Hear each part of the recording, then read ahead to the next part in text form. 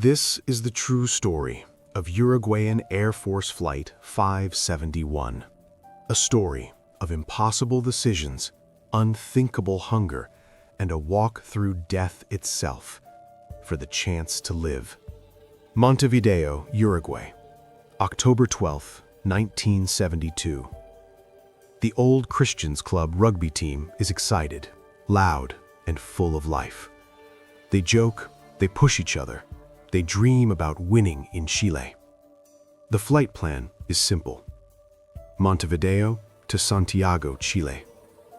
A short stop in Mendoza, Argentina because of weather. Then, over the Andes, a 3.5-hour trip to glory. But bad weather delays them. Argentine law doesn't allow foreign military planes to stay more than 24 hours, so the crew must decide, stay or take the risk and fly into the mountains. On October 13th, early afternoon, they take off from Mendoza. The captain, Julio Ferradas, is experienced. The co-pilot, Dante Laguarara, handles much of the flight. They climb to 18,000 feet, heading toward a radio beacon at Malargüe. Clouds swallow the plane. Outside, the Andes rise like teeth. Inside the cabin, it still feels like a school trip. Card games, laughing, a few nervous glances out the window at the jagged peaks. No one imagines that in a few minutes, those mountains will tear the plane apart. At 3:21 p.m., the co-pilot radios that they are crossing the Planchon Pass, the point where control shifts from Argentina to Chile. He believes they are almost over Chilean territory. In reality, they are still deep in the Andes, surrounded by towering peaks, miles from safety. He calls Santiago again, saying they expect to reach Curicó, a city in Chile, in 1 minute. Normally, it would take about 11 minutes, but he is wrong. His navigation is off by tens of kilometers. The instruments show they are not yet there, but for reasons no one fully understands, he trusts his estimate over his instruments. Air traffic control, with no radar coverage in those mountains, believes him. They clear the plane to descend to 11,500 feet. But the mountains around them are much higher than that. The plane starts to descend into solid rock. The passengers feel turbulence. Some see peaks suddenly appear through the clouds, terrifyingly close. Someone shouts, "Mountains! Mountains!" The pilots pull the nose up sharply, engines screaming, trying to climb. But it's too late. The right wing slams against a ridge and is torn off. The left wing slices against rock and disappears. The tail section rips away, throwing several passengers out into the snow below.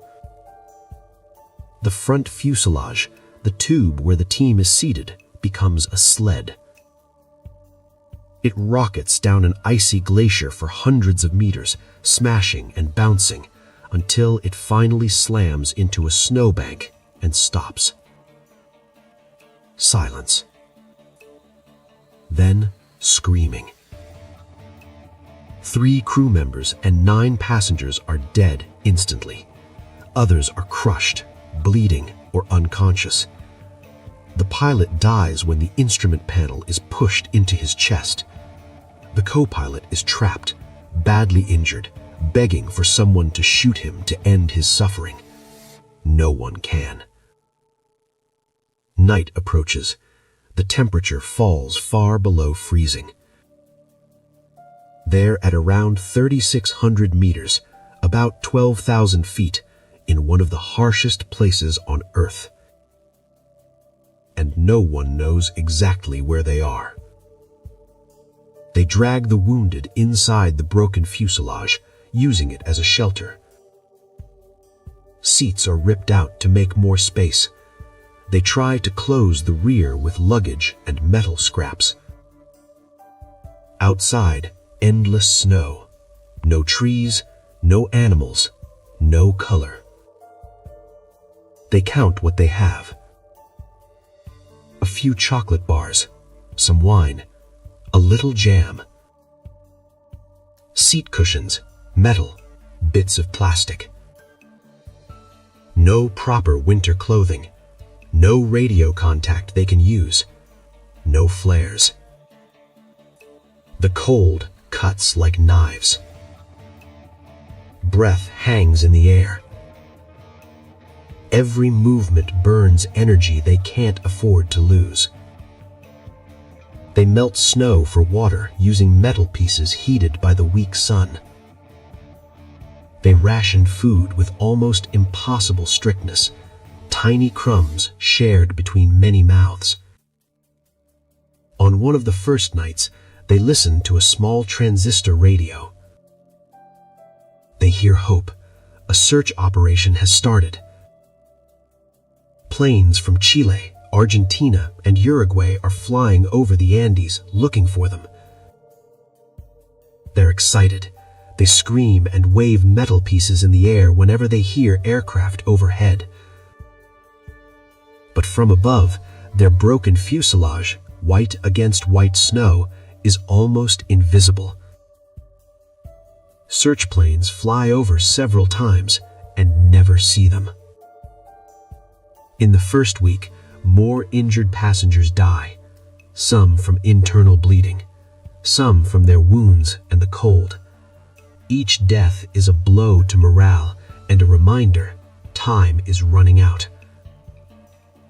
Around day 10, the radio delivers a brutal message.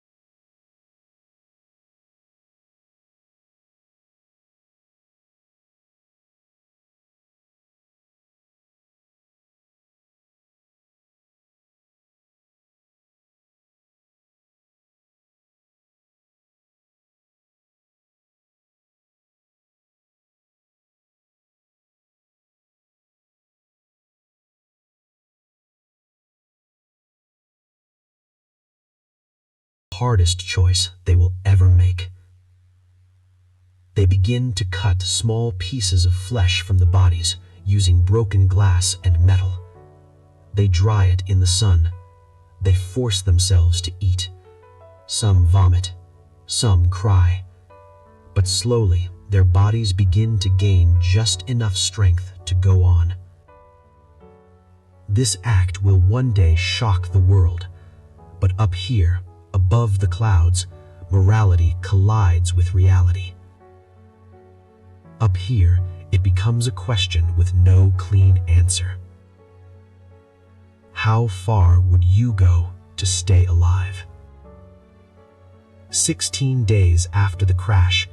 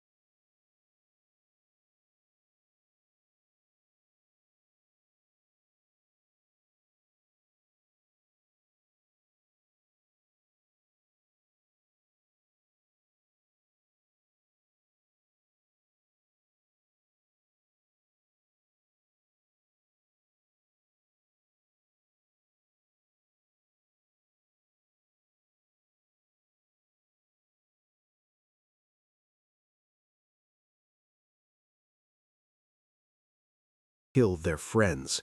It destroys their fragile sense of control. Many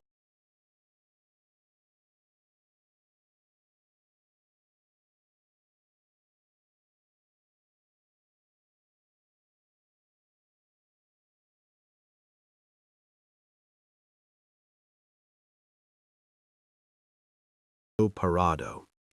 At the start, he almost died, his skull fractured, in a coma for days.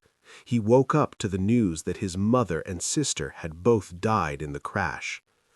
Now that same man decides, I will not die here. I will get out.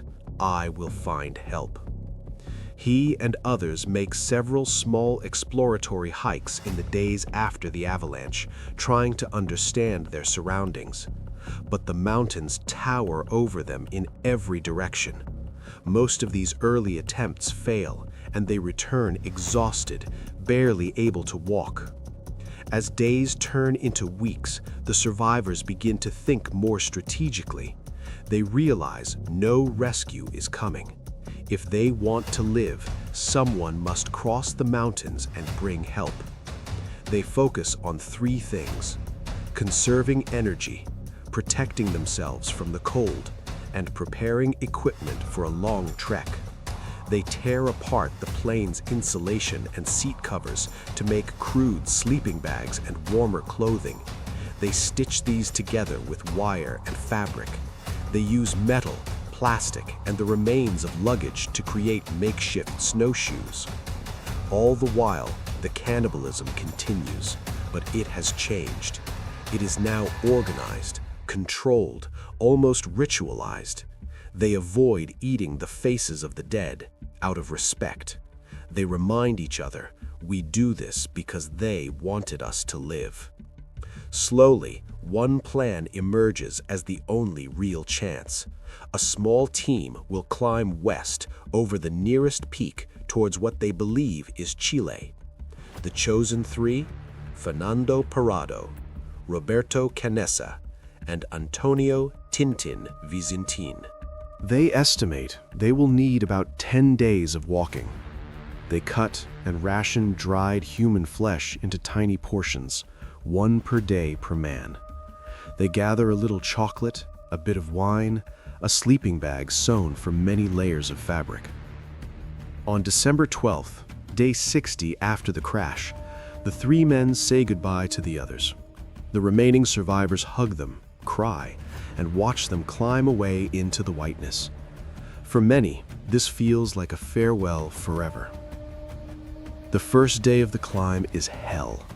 They are weak, starving, and not mountaineers. They wear multiple pairs of socks and plastic bags around their feet instead of boots. They struggle uphill on a steep glacier. Every step sinks into the snow. Breathing at this altitude is painful. At night, they huddle together in the sleeping bag, sharing body heat to stay alive. After 3 days, they reach the summit, around 4,500 to 4,700 meters high. They believe that once they crest this ridge, they will see green valleys and the lowlands of Chile. Instead, when they look out, they see only more mountains.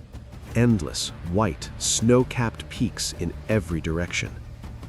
For a moment, they break. Canessa thinks we're dead. Everything they hoped for, immediate rescue, disappears in one view. But Parado refuses to give up. He turns to Canessa and says, "We may be walking to our deaths, but I would rather walk to meet my death than wait for it to come to me." They make a hard decision. They don't have enough food for all three to continue, so Vizintin turns back to the fuselage with some supplies to help those still waiting. Parado and Canessa continue alone. Now the trek changes. They are no longer climbing straight up, they are descending.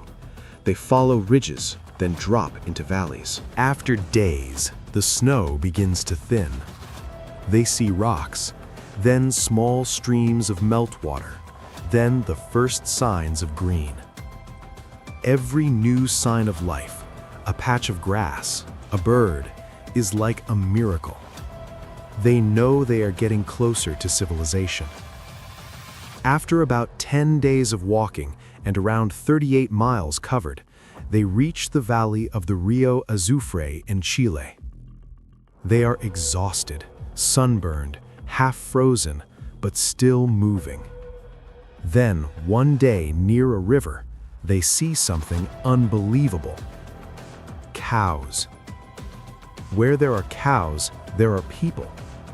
On the far side of the river, they spot a man on horseback, a Chilean muleteer, or arriero, named Sergio Catalan.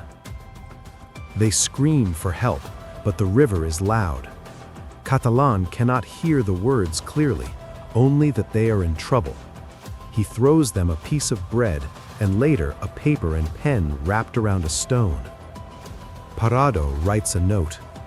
"I come from a plane that fell in the mountains. I am Uruguayan. We have been walking for 10 days.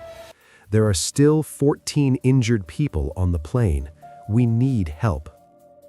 Catalan reads it, nods, and rides for hours and hours to reach the nearest town and alert authorities. For Parado and Canessa, there is nothing to do now but wait and hope that help will really come. When news reaches Chilean authorities that 2 men from a long-missing Uruguayan flight have been found alive, everything moves quickly. Helicopters are dispatched into the Andes. Guided by Parado, they head back toward the crash site, the place the survivors now call the Valley of Tears. On December 22nd, the first helicopter lands near the fuselage. The survivors, now just 16 left from the original 45, stare in disbelief. For 72 days they have lived in cold, darkness, and fear.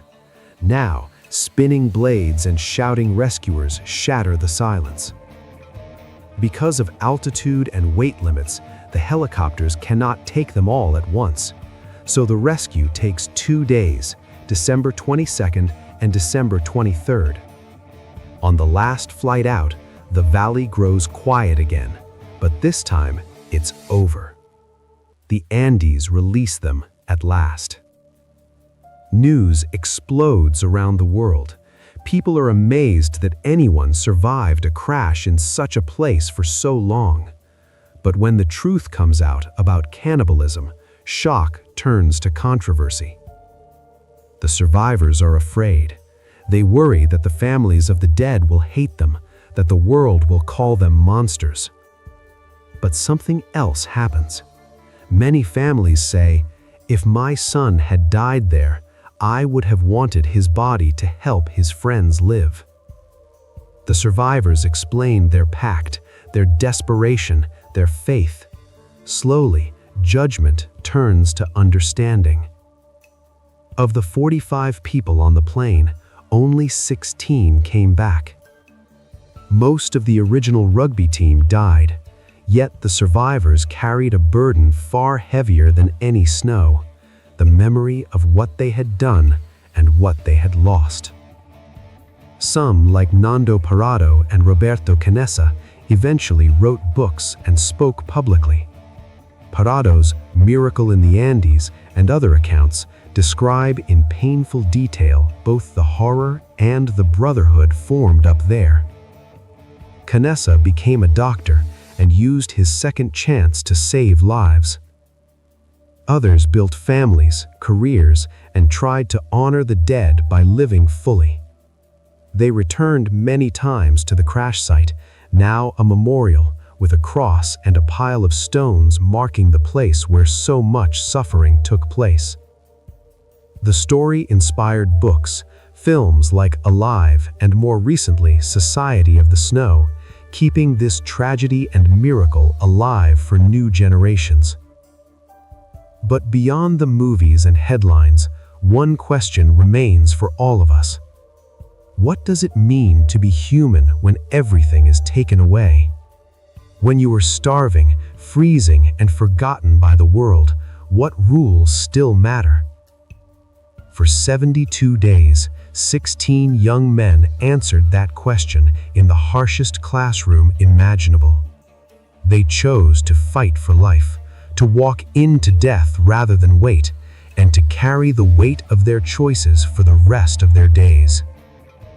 High in the Andes, the wreckage of Flight 571 still rests on the glacier.